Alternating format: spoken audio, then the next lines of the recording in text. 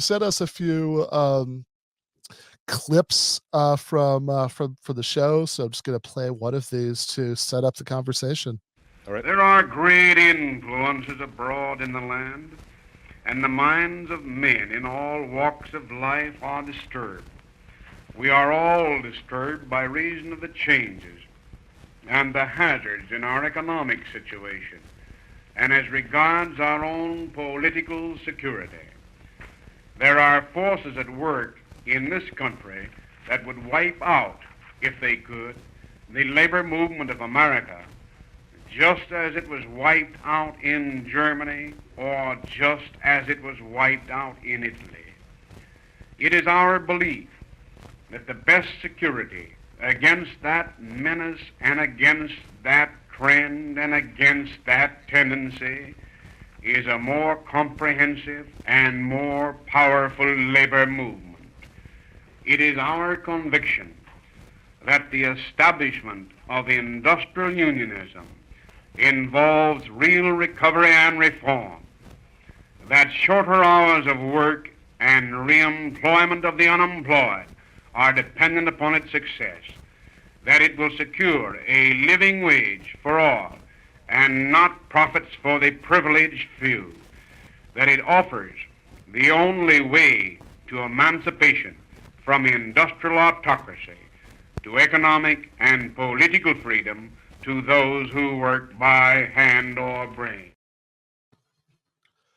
Yeah, so give us some context there for what we were just listening to, and and just which is kind of a remarkable clip in some ways. If you sort of think about like old, like I don't know, I'm too TV brained. When I think of like certain kind of old timey labor leader, my head goes to Krusty the Clown interviewing George Meany, as their labor crisis in America, and that's certainly very different, from the tenor of that. So yeah, tell me about that, and tell me more generally about what you're doing with this podcast. Sure. So that was John L. Lewis. He was the founder of the CIO. He founded the CIO along with 8 to 10 other labor leaders out of the American Federation of Labor. And the CIO, in case your listeners and viewers don't know, it was the Congress of Industrial Organizations. It was a labor federation that existed from 1935 to 1955. And it is the federation that we associate with the organization of the mass production industries in America. So steel, rubber, auto, electrical manufacturing, all of these things before the 30s were unorganized. They were non-union. And in the space of a very short amount of time, just a space of a few years, many of these industries became organized and some became almost fully organized. So it was a great achievement in labor relations, and the CIO would go on to grow through the war years and finally remerge with the American Federation of Labor in 1955 to form the AFL-CIO, which still exists today. That clip was from the mid-30s. I'm very happy to be including in the podcast not only interviews with a lot of different labor historians. In fact, that's what takes up the bulk of the podcast.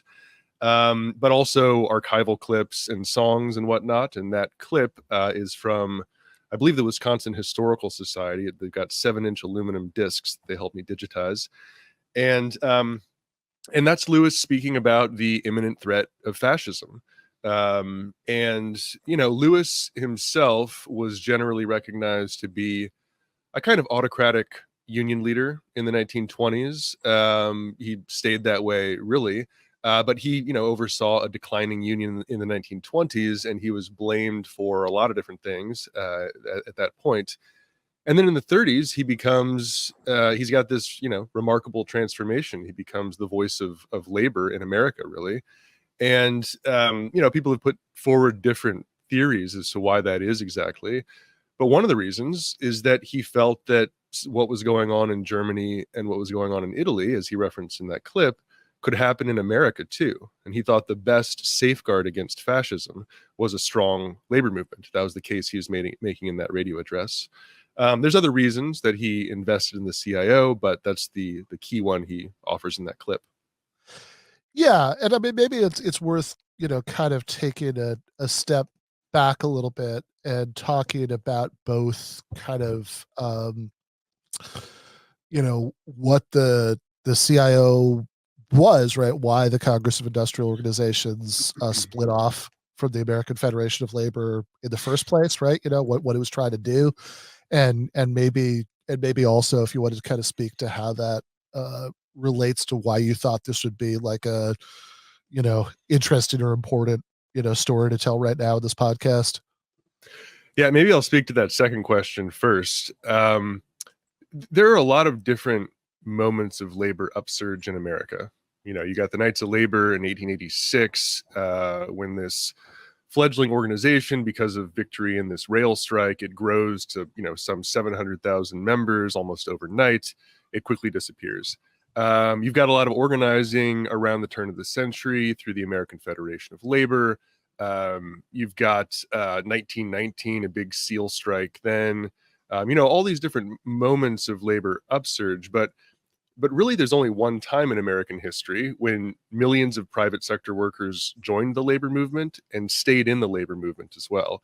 And that's the CIO moment. And I think that if we're looking for a model for that today, something that we obviously want to happen today for millions of private sector workers to join the labor movement, and not only that, but stay in the labor movement and provide the stability that the labor movement provides, that's the model. That's the model to look to for inspiration. As far as the genesis of the CIO goes, so before the CIO came along, the dominant labor federation in America was the American Federation of Labor. And, there were other organizations. There's the IWW, there's again the Knights of Labor. But the American Federation of Labor was really seen as the predominant labor institution in America for about 50 years. It was very devoted to what we call a craft model of organizing, which is to say that they privileged workers' skill in the labor market, right? And so provided you had a certain skill that was somewhat irreplaceable, or at least was valued in such a way that offered leverage within the market, they wanted to organize you. So carpenters, for instance, electrical workers, puddlers and rollers, sort of like certain skilled steel people, tool and die makers in auto. These were the people that the AFL privileged, that they wanted to organize, and everyone else, they said, it just wasn't worth it, right? At a certain point in history, this model actually had some purchase, right? Before, into the late 19th century, before the rapid industrialization and before mass production really became the norm in America, it made a certain sense to use the kind of power that, again, a certain privileged set of workers had in the labor market to organize them. By the mid-30s, it made no sense whatsoever, right? You had these enormous factories, a whole bunch of workers centralized in mass production facilities, and the AFL was totally uninterested in organizing them on a mass basis, except to hive them off into the different jurisdictions of their member unions. And to Lewis, to people like Sidney Hillman in the Amalgamated Clothing Workers, to David Dubinsky in the Garment Workers Union, they said, this doesn't make any sense, right? Why are we going to go into a factory and hive off these workers into 17 different unions? We need a wall, what we call today a wall-to-wall union of all the workers in a factory, and we need to get them in now because this was, in the wake of the Great Depression. They were really clamoring for unions. They were clamoring for union recognition. And Lewis, Hillman, Dubinsky, a few other leaders within the AFL, they said, now's the moment. They try to do it the right way, by passing resolutions in committee at different conventions for a long time. They got nowhere. And finally, after the November 1935 convention, they strike out on their own. John Lewis, as the reports go, he jumped over a row of chairs on the floor of the convention to punch out the carpenters president. And that sort of symbolized the break. He said, okay, Nick, this is the moment. And a month later, they opened the first office of the CIO. Wow. Yeah. So, I actually did not know that story. I love that. That's great. All right, so yeah, we do have a couple of clips for people that you just mentioned. Let's play Hillman. Organized labor's demands meet the needs of the American people. They are demands which have grown out of experience with the ills of mass production economy.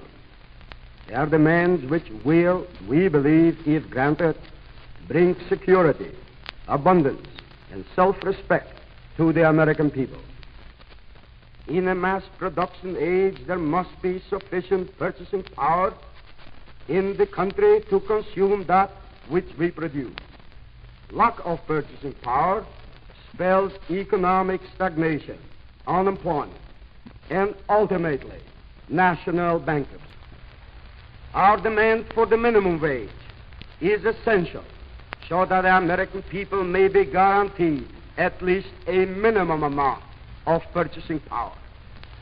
Our demand for the right to organize and bargain collectively is so obviously fair and essential that it appears foolish to argue that point before any intelligent American audience.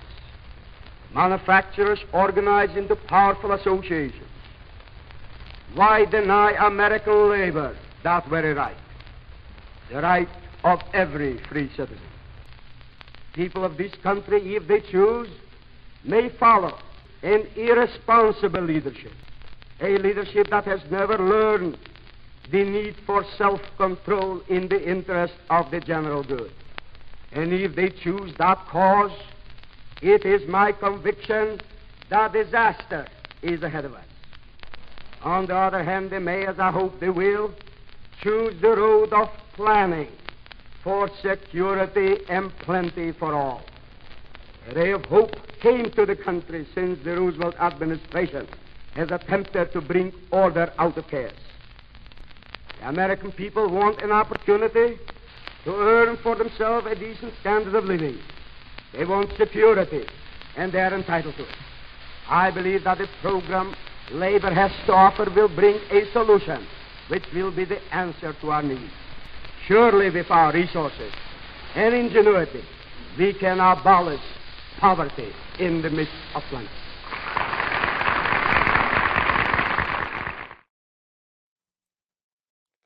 Yeah, so I mean, I think this actually maybe pairs with the Lewis one that we started with in an interesting way, and maybe gives us a little bit of a sense of the political alliances that came out of this, right? So I guess I do definitely want to hear about that, about the sort of context for what in particular he's saying here, and and the relationship between these new militant unions and the Roosevelt administration, but first, I mean, just Hillman, like as a guy, right? I mean, like who is this? Yeah, Sidney Hillman is generally recognized to be the only other power center within the early CIO other than Lewis. Lewis and the mine workers are really the dominant force. They bring the treasury, they bring the experience, the organizing experience, the contract negotiation experience. But Hillman also has a lot of that as well, albeit in a smaller and more segmented industry. It was primarily, Jewish and Italian immigrants that he was representing through the Amalgamated Clothing Workers of America. And, Hillman is in many ways a great counterbalance to Lewis. Lewis, despite the fact that he broke from the AFL, really kind of retained an AFL sensibilities, right? He was skeptical of being too involved in politics. He saw a certain political opportunity with Roosevelt, but he never grows that close to Roosevelt. And actually in 1940, he ends up endorsing Wendell Willkie and breaks with the CIO. So it's a sort of public disagreement and public split later on. Whereas Hillman understands, I think, much more acutely the nature of the political moment. He sees that tying the CIO's fate to Roosevelt was a good thing, that despite the fact that Roosevelt was a liberal in essence, he wouldn't send in the guns at the right moment. And, if you're a labor leader, that's a really important thing. Not that you need politicians to necessarily be on your side, but just that they would neutralize that typical government corporate alliance. It's a huge thing. And I think that Lewis and Hillman saw that together in the early years. And Hillman thought that they needed to remain allied to the Democratic Party in order to sort of see the CIO's mission through. And that definitely worked out in the war effort because of people like Sidney Hillman. Labor leaders were assigned to the War Labor Board, and there was some influence of organized labor over the war production effort. Not exactly tripartite negotiations. They gave up a lot in the process, but that willingness to work within the existing structures and to buy all into the Democratic Party, that did result in, huge victories in 1941. Ford was finally organized. The little steel companies were finally organized. And so, you could say it's a kind of Faustian bargain that Hillman was engaged in, right?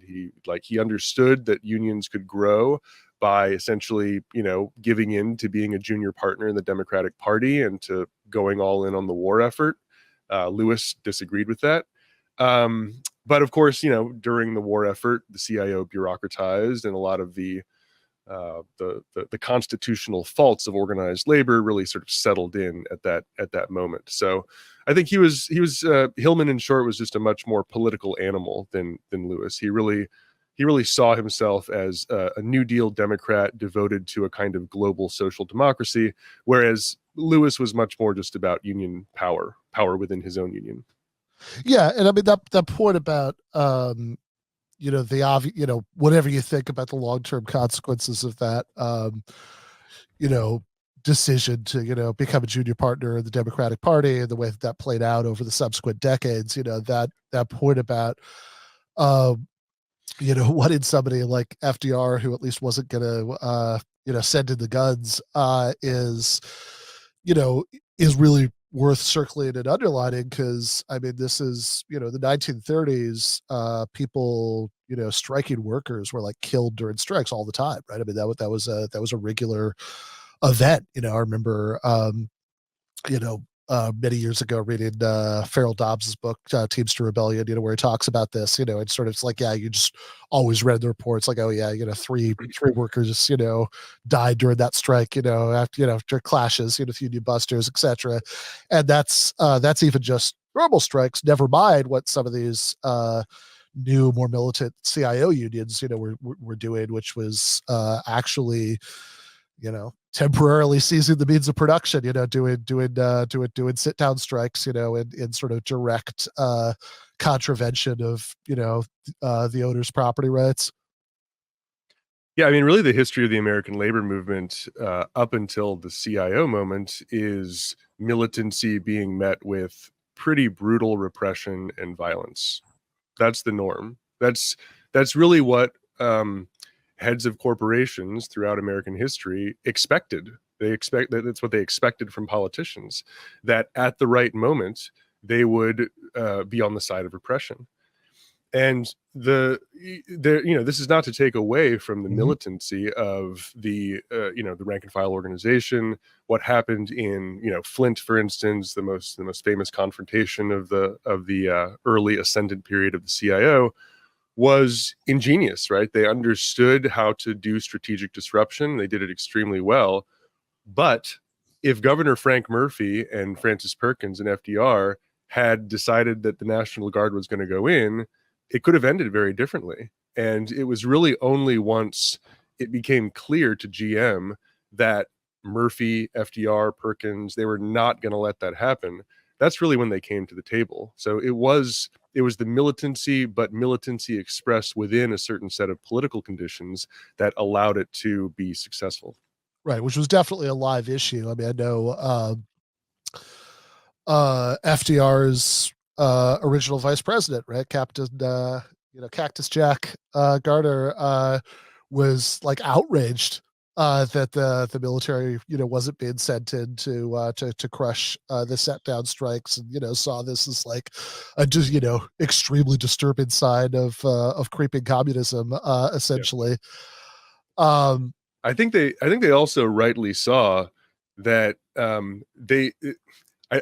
think that they didn't want the cat to get out of the bag. They saw something inspiring there, and if they could crush it, it would go away.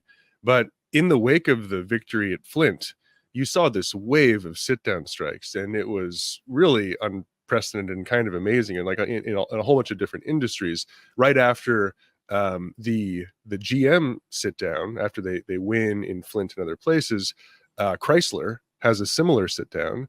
And whereas in Flint you had 3,000-4,000 workers really in charge, right? It wasn't the whole workforce. It was really a vanguard of workers that were occupying the factories. In Chrysler, you had 25,000-30,000 workers sitting down. I mean, it was a massive sit down by comparison. And I think that they saw that something had been unleashed, and it really took, again, the return of bloody repression to end the sit down wave. Yeah.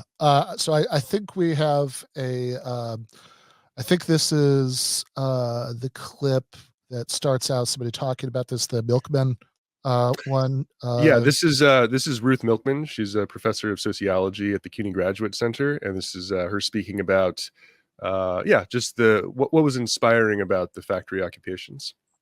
Factory occupations. You know what better way to disrupt production than to just take over the building? In the case of the Flint strike, it went on for a few months that they occupied those factories. That was not the only tactic, of course, but that was the most publicly visible one. And when they won, most observers, workers and other people, attributed the victory to the sit-down strike. We could argue about whether that was really the key thing, but that was certainly how the optic, that's how it looked to everybody. And there was this epidemic, basically, of sit-down strikes thereafter, all over the place, including like retail stores in Detroit. There's this famous Woolworths strike where the clerks are sitting on the counter and occupying the store. And so that it just inspired copycat organizing all over the place. Why was it so inspiring? I mean, it's a pretty appealing idea if you're a worker who's treated terribly by your employer every day, that you can just take over the whole enterprise and win rights by doing so. I mean, I guess I think it's as simple as that. Yeah, I mean, I should say that most of the podcast is that. So I narrate it minimally, but it's mostly interviews with people like Ruth, other labor historians and experts. It's really a recounting of the story of the CIO through the voices of labor historians. Yeah.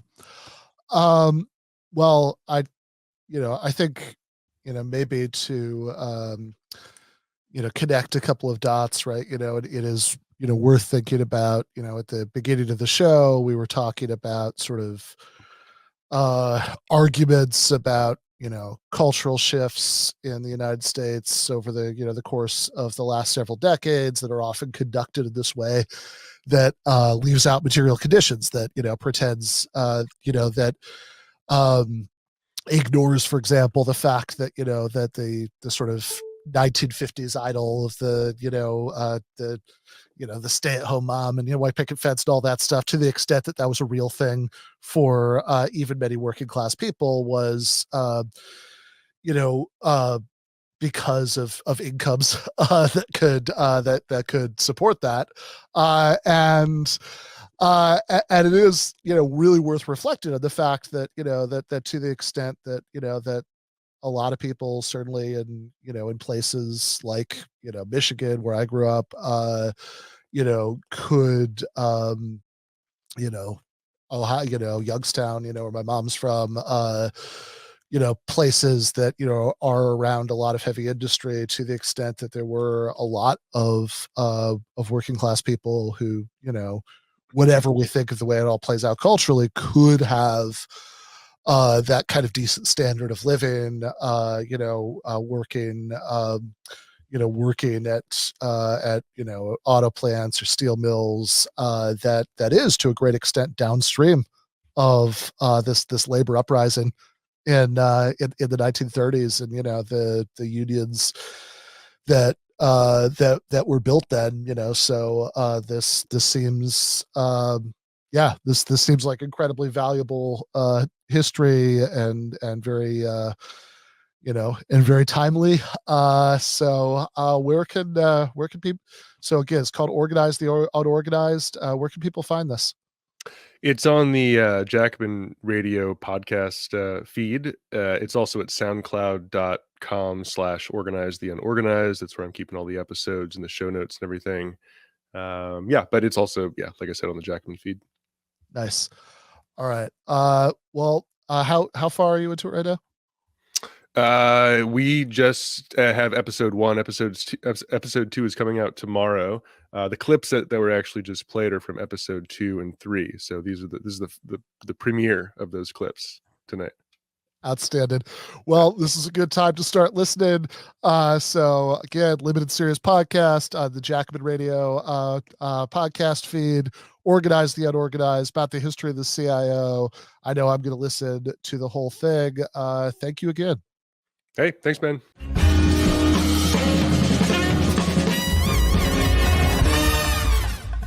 You have been watching free public content from Give Them an Argument. To access every single episode of the show, the main show on Monday nights, all of the streams, all of the debate breakdowns, all of the patron-exclusive postgames on Monday nights, all of the patron-exclusive bonus episodes every week, and much, much more, go to patreon.com/Ben Burgis. I cannot resist ending this with, don't be foolish.